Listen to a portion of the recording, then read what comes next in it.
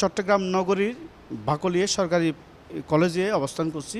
এই মুহূর্তে আমি আপনাদের মাঝে হাজির হয়েছি এমন একজন ছাত্র, উনি প্রতিবন্ধী হয়েও উনি লেখাপড়া চালিয়ে যাচ্ছেন এবং ভবিষ্যৎ কী চিন্তাভাবনা তার মুখ থেকে আমরা শুনবো।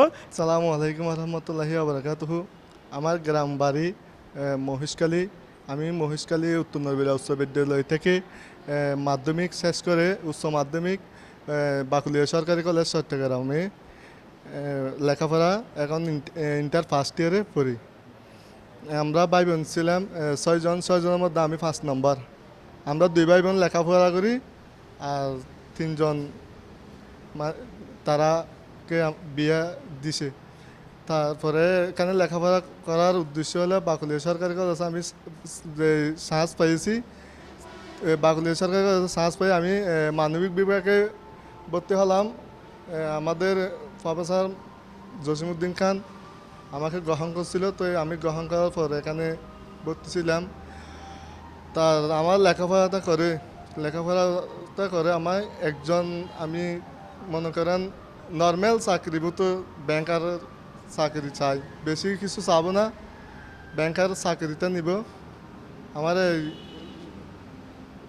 আগে ছিল, আমার ফ্যামিলিতে কথা তো বলি নাই, আমার ফ্যামিলি ছিল উত্তর নরবেলা সরকারি প্রাথমিক বিদ্যালয় মহেশখালী কক্সবাজার।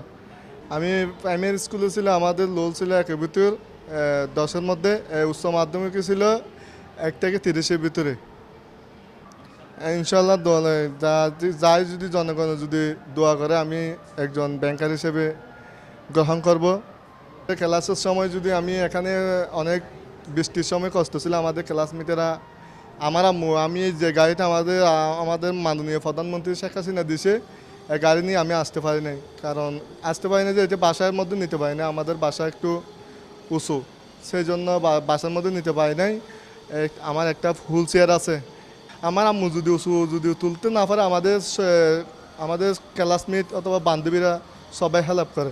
আমাদের শিক্ষকেরা আমাদের অনেক কিছু সহযোগিতা করে। মনে করেন আমি যে বাসা থাকি, বাসার যেগুলা ভাড়া দিতে হয় এগুলা শিক্ষকরা সহযোগিতা করে, লেখাপড়াতেও সহযোগিতা করে। মানে আমার থেকে কিছু আমাদের কলেজের পক্ষ থেকে সব ফ্রি।